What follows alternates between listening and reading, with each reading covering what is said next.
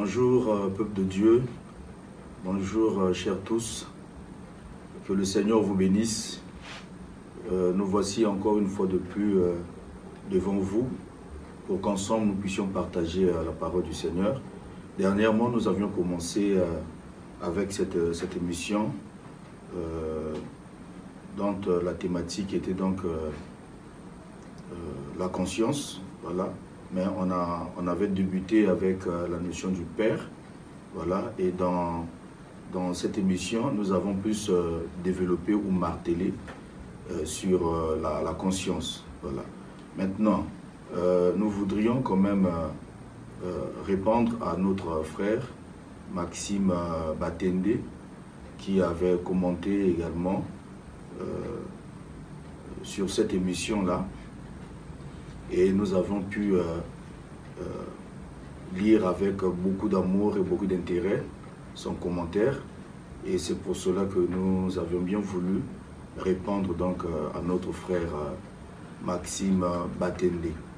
Alors nous aurions aussi, hein, ça il faudrait que je vous le dise, nous aurions aussi une rubrique des questions-réponses. Voilà. Et ici, nous allons donc répondre à notre frère qui a commenté notre vidéo où nous parlions donc de la notion du Père et de la conscience. Voilà. Alors donc, je vais lire au fur et à mesure son commentaire et je vais répondre je dirais, paragraphe par paragraphe ou bien idée par idée. Alors donc, notre frère Batende a écrit ceci, que la notion du Père pose le problème. Je lis vraiment ce qu'il a écrit de façon intégrale. La notion du Père pose le problème dans les deux sens. Voilà. C'est à cause des abus de certains pères qui n'imitent pas Jésus. Donc, au fait, il est en train de vouloir dire que la notion du Père pose problème dans les deux sens. Au fait, les responsabilités sont partagées. Donc, il y a des pères qui sont responsables de certaines rébellions auprès des enfants ou bien dans la vie de certains fils. Et il y a aussi des fils qui sont tout simplement des rebelles. Alors, lui, il dit que si certains fils se rebellent contre leur père, c'est parce que certains pères n'imitent pas le Seigneur Jésus. Alors, moi, ma question est celle-ci. Comment un père qui n'imite pas Jésus-Christ puisse être ton père? C'est déjà un problème. Parce que si quelqu'un n'imite pas Christ, si quelqu'un ne suit pas l'enseignement de Jésus, si quelqu'un n'obéit pas à la parole du Seigneur, je ne vois pas comment cette personne-là sera ton père. Maintenant, peut-être qu'il voulait dire, il y a des pères qui ont bien commencé avec le Seigneur et après, dans la marche, dans la suite des temps, ils ont trébuché ou bien ils ont connu un péché ou bien, bon, je ne sais pas ce qu'il voulait exactement dire. En tout cas, si c'est le cas, ton père reste ton père. Parce que s'il a bien commencé, s'il avait bien commencé et qu'il t'a engendré par l'évangile, il t'a introduit dans le ministère, alors c'est ton père. Maintenant, s'il a péché, je crois qu'un bon fils devait prier pour son père. Il faut prier pour son père. Et deuxièmement, il faut aller le voir et lui parler avec beaucoup de déférence, avec beaucoup de respect, en choisissant des mots justes pour dire à ton père ce que tu as sur ton cœur et qui pourra l'aider. Voilà, s'il t'écoute. Tu vois? Parce que si un père pêche, c'est un homme comme tous les autres. On peut aussi le ramener, on peut prier pour lui, on peut l'aider. Voilà. Donc ça, c'est ce que mon frère Maxime devrait donc noter. Et je ne sais pas si c'est vraiment ce que je pense par rapport à tes écrits. Tu pourrais également nous écrire, hein, si possible. Voilà. Et la deuxième phrase, ou la troisième, il dit ceci, et de l'autre côté, c'est ce que j'ai déjà dit, s'il y a...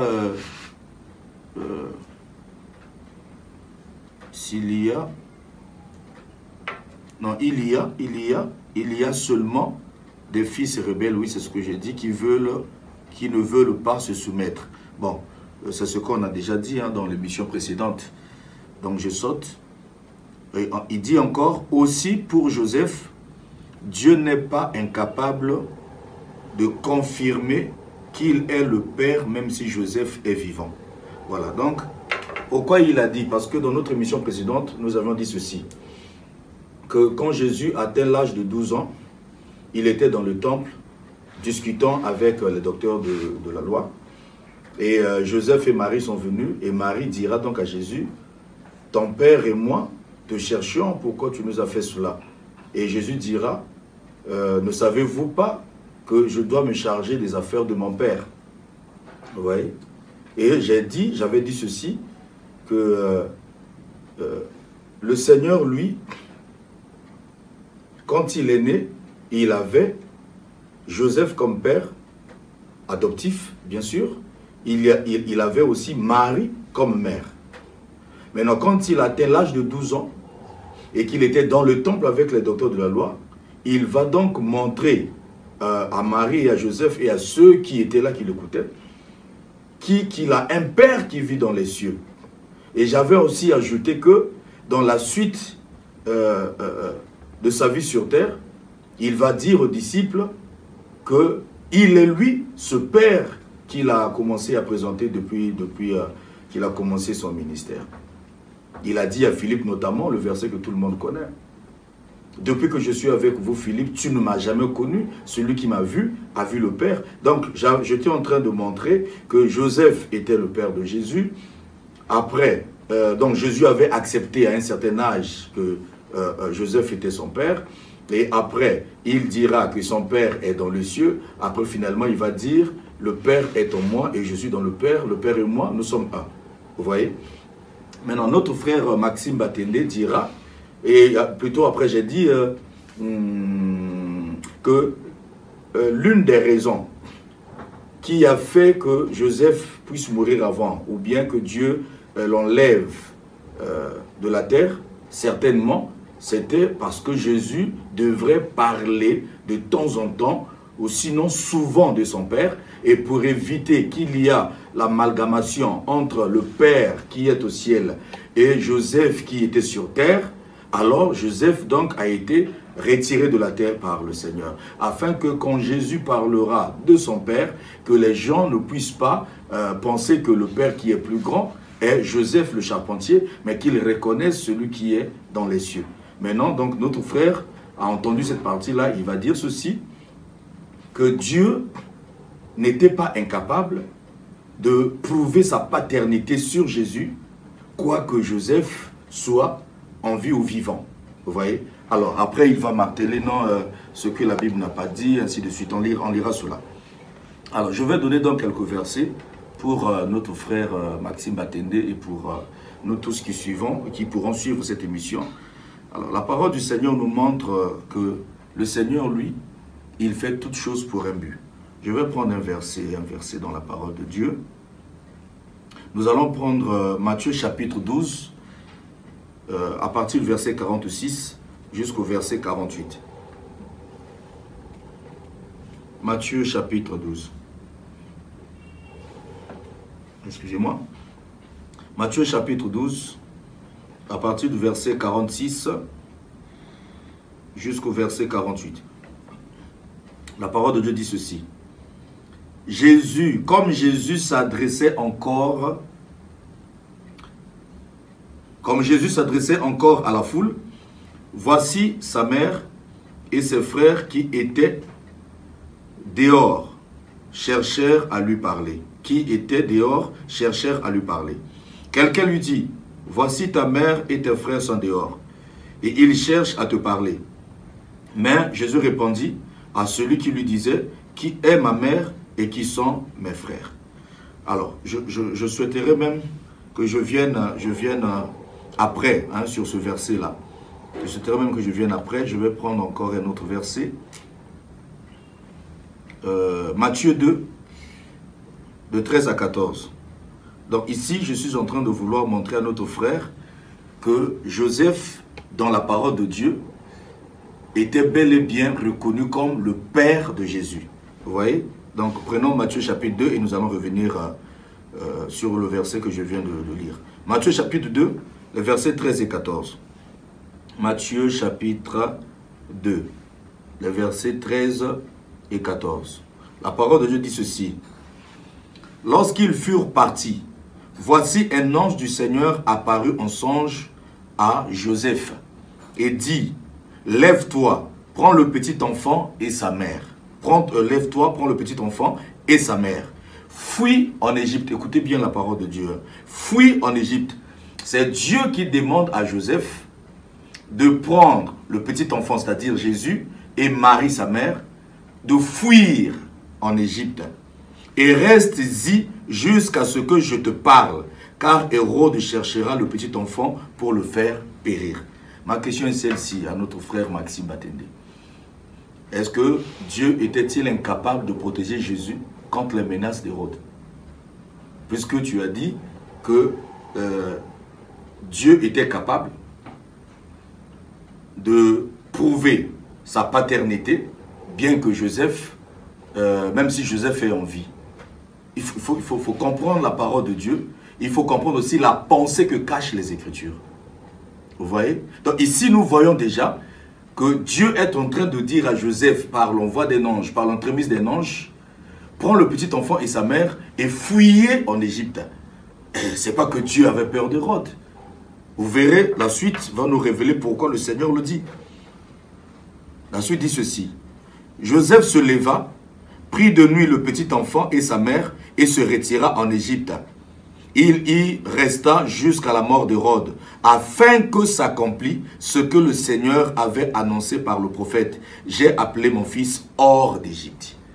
Vous voyez? Donc ce n'était pas par crainte de Joseph, mais c'est parce que Dieu avait arrêté les choses comme cela. Et c'est pareil pour le cas de Joseph. Et quand vous lirez même dans la prophétie de Siméon, dans Luc chapitre 2, vous voyez, Siméon rencontre Marie, Joseph et le petit enfant Jésus. Il leur dira ceci. On peut lire rapidement. On peut lire rapidement. Parce que notre frère Maxime veut bien que nous soyons dans la parole de Dieu, ce qui est judicieux. Et on va le faire. On va le faire. On va lire les versets. Voilà.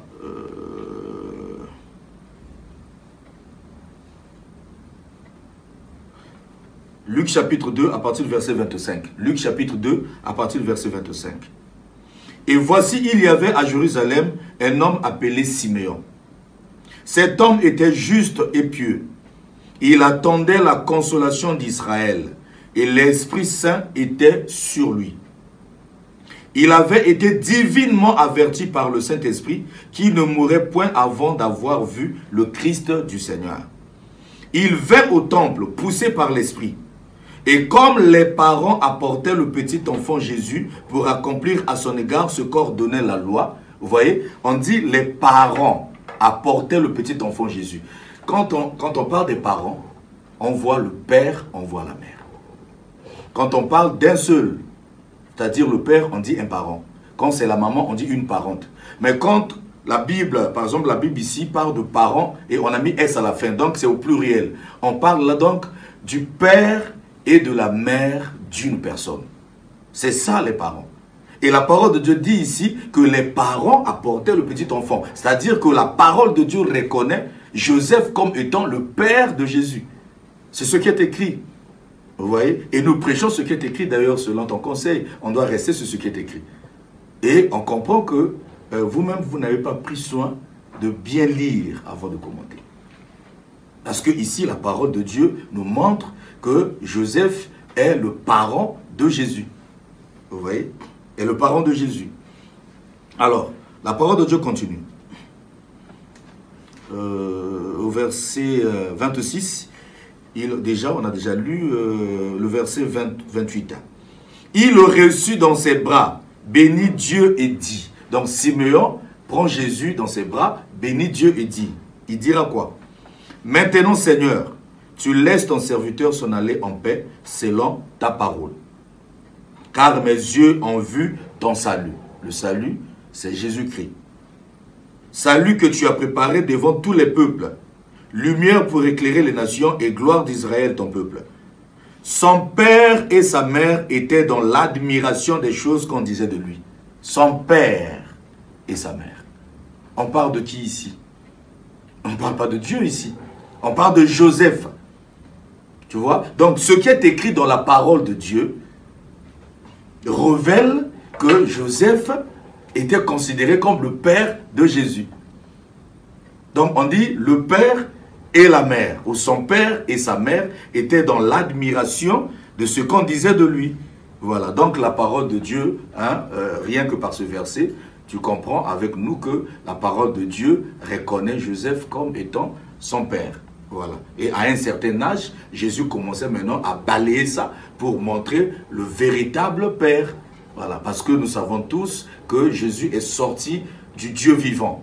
Vous voyez, il y a encore un verset qui me vient à l'esprit, on va y revenir. On va y revenir. On continue la lecture.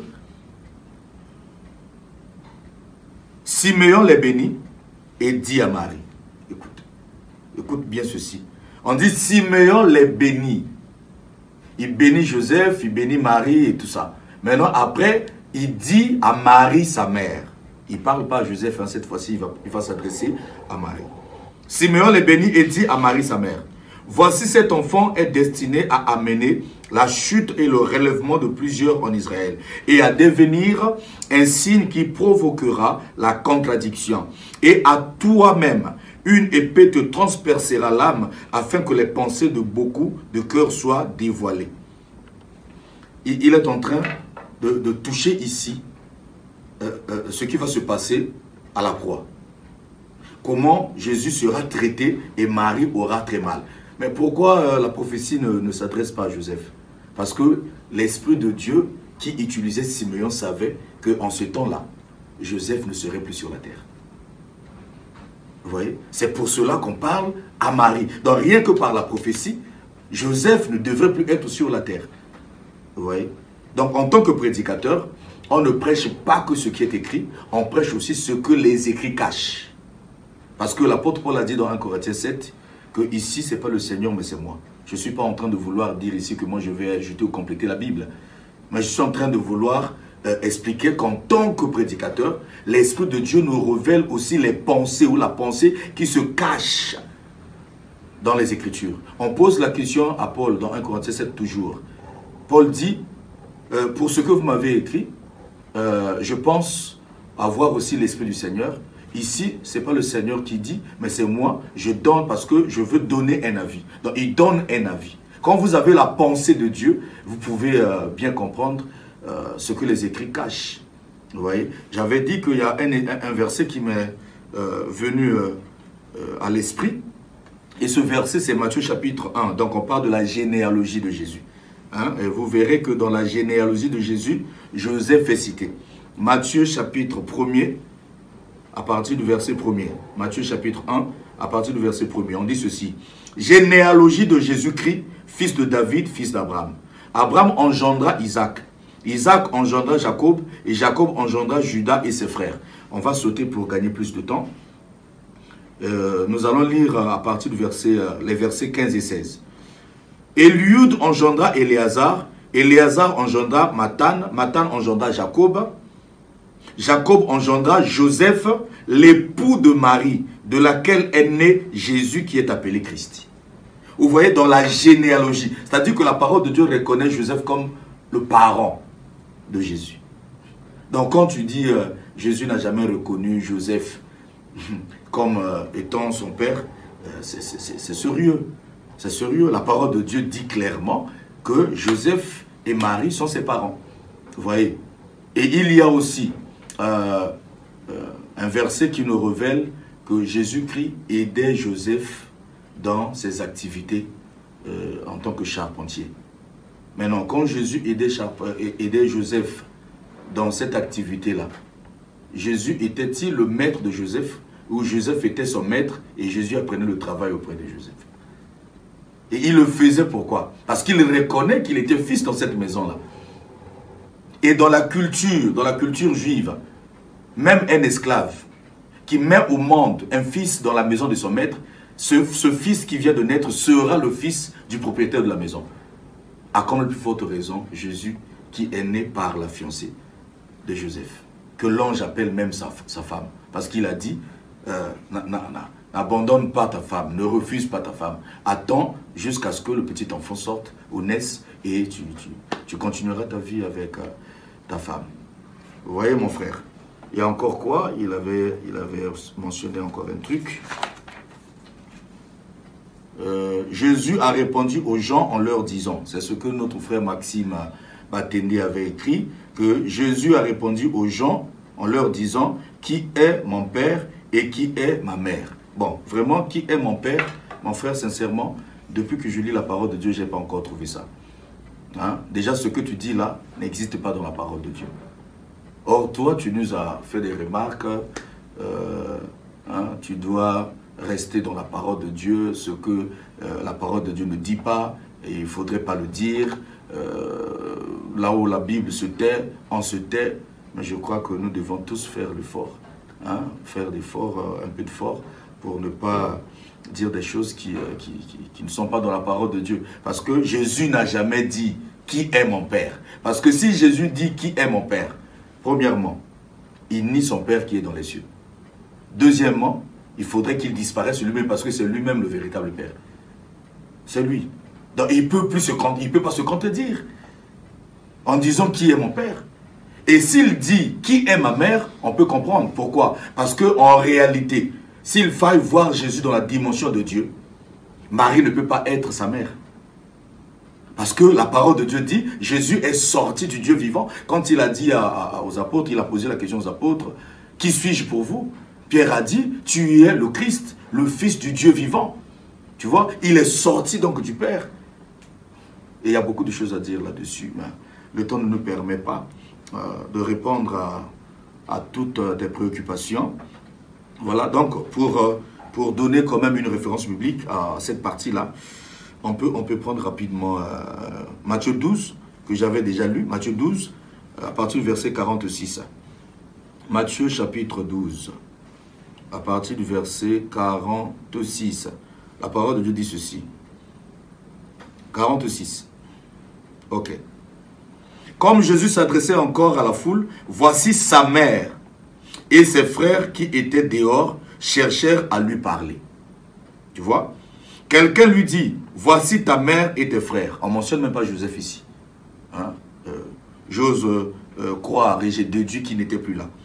Voici ta mère et tes frères sont dehors. Ils cherchent à te parler. Mais Jésus répondit à celui qui le lui disait, qui est ma mère et qui sont mes frères? Où se trouve la partie où tu as dit, Jésus a répondu aux gens, qui est mon père? Et ça n'existe pas dans la parole de Dieu. Tu peux vérifier tous les évangiles, tu ne verras pas ça. Tu ne verras pas ça. Donc déjà, avant d'écrire, mon frère, avant de commenter, il faut vraiment se rassurer hein, sur ce que tu vas écrire, quoi. Ça va nous aider. Nous ne sommes pas contre les remarques parce que nous ne connaissons pas tout. La parole de Dieu dit, nous connaissons en partie, nous prophétisons aussi en partie.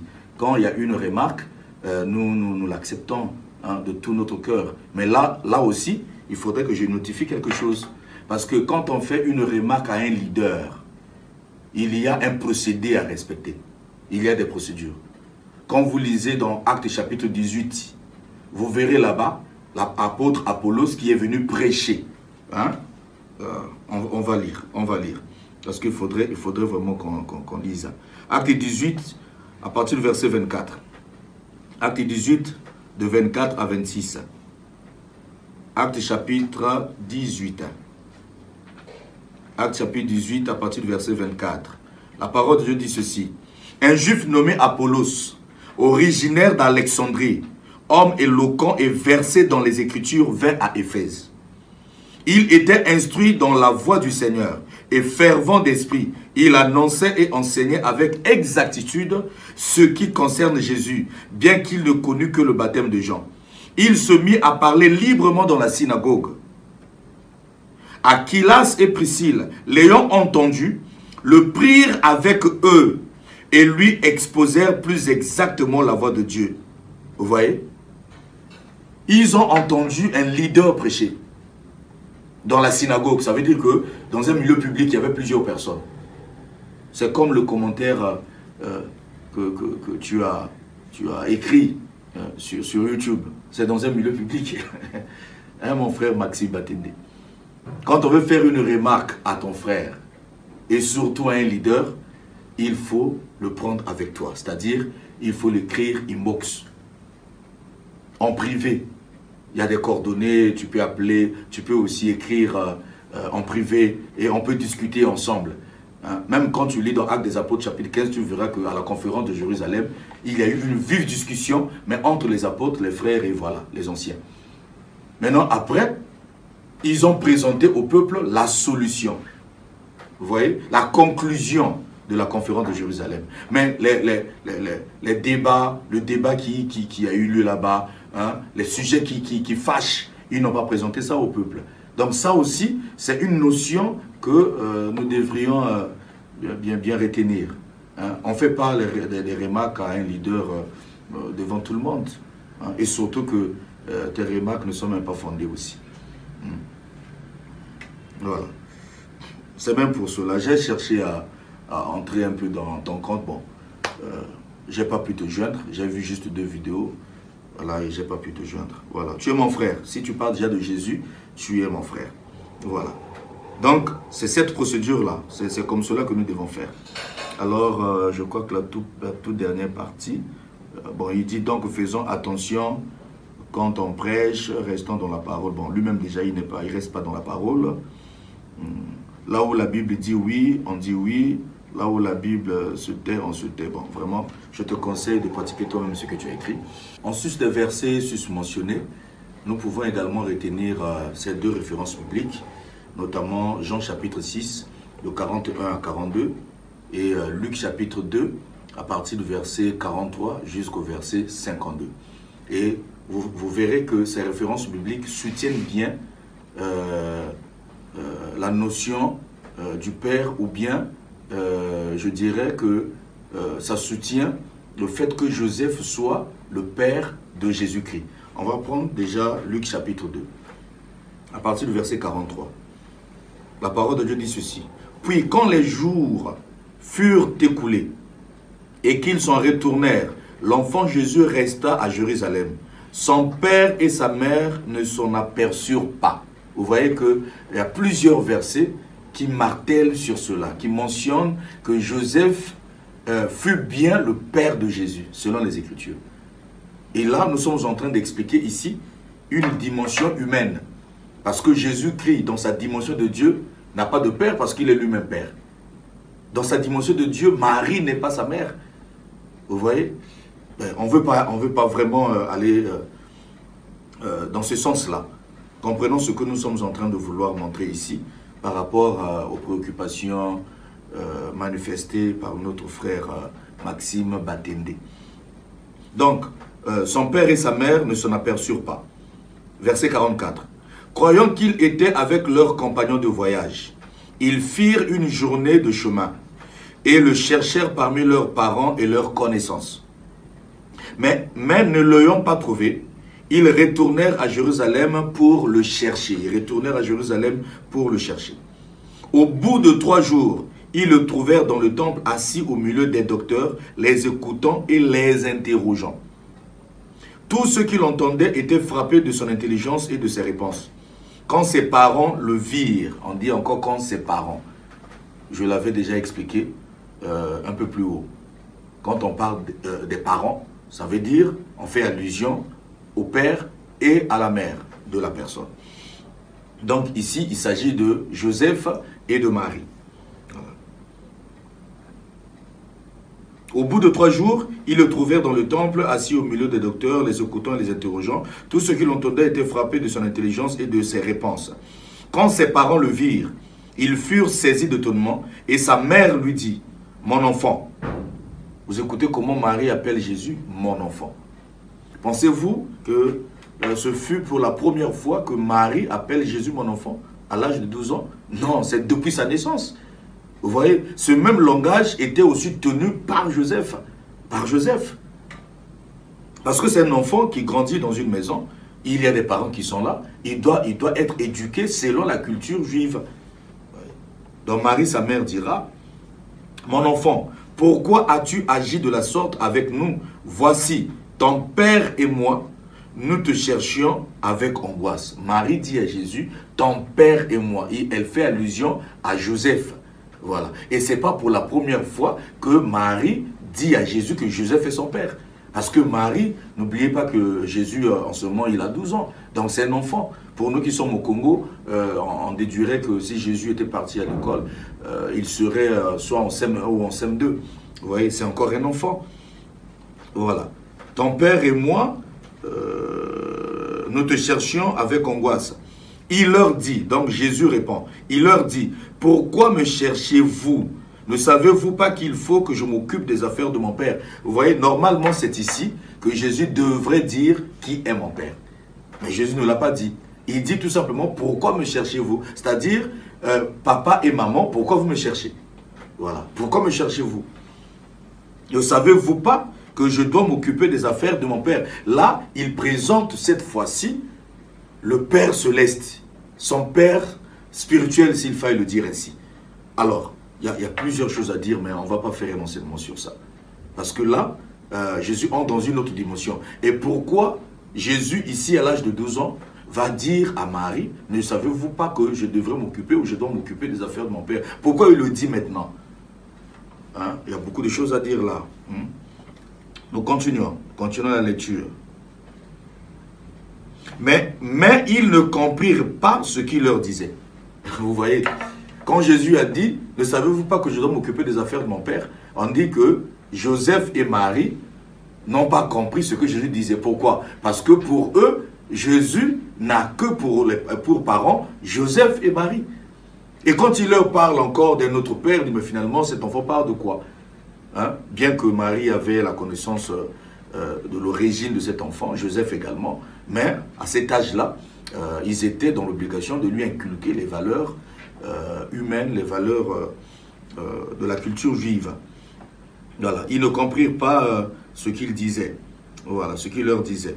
Le verset 51. Puis il descendit avec eux pour aller à Nazareth. Et il leur était soumis.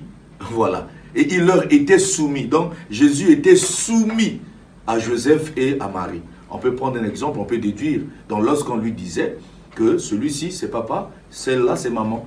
Et il obéissait. Parce qu'il était encore enfant. Il obéissait. Il leur était soumis. Sa mère gardait toutes ces choses dans son cœur. Le verset 52.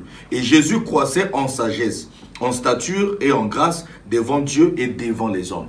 Vous voyez? Donc, il croissait devant Dieu et devant les hommes. En sagesse, en stature. Et comprenez bien ce que la parole veut dire par là.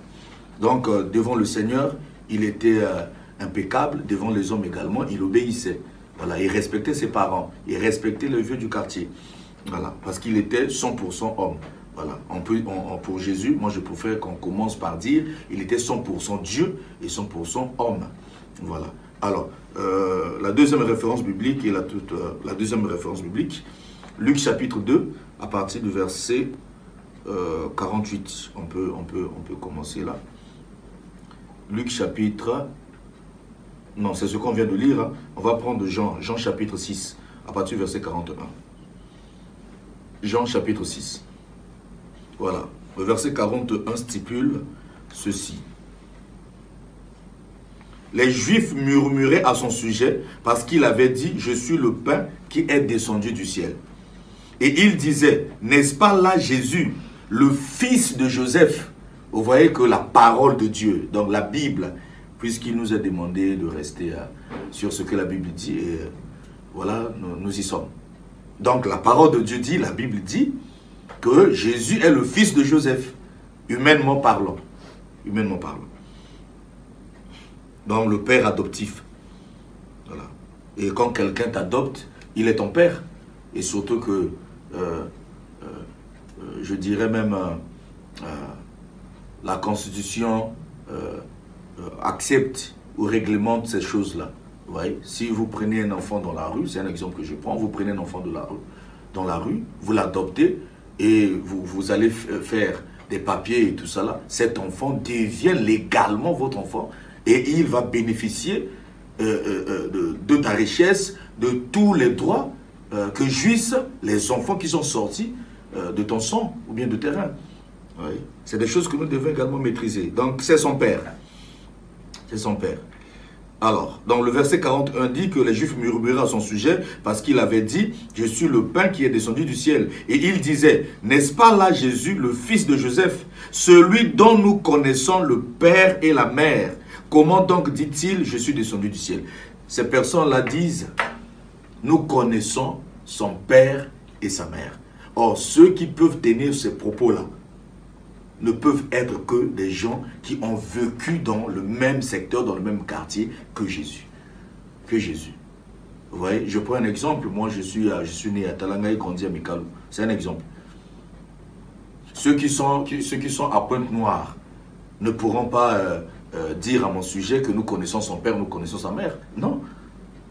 Ils n'ont jamais vécu dans le même quartier que moi, ils ne connaissent pas mon père, ils ne peuvent pas le dire. Et ces personnes-là le disent parce qu'elles ont vécu avec le Seigneur. Elles ont vécu avec Marie, avec Joseph, dans le même secteur. Peut-être même qu'ils étaient des voisins, ils étaient en face. Voilà, ils vivaient en face d'eux. Vous voyez, donc vous comprenez aisément avec moi que la parole de Dieu dit bien que Jésus était le fils de Joseph. Voilà. Maintenant, à une autre dimension, alors Jésus ne sera plus leur enfant. Merci beaucoup mon frère, on est ensemble. Que le Seigneur te bénisse là où tu es. Merci. Shalom.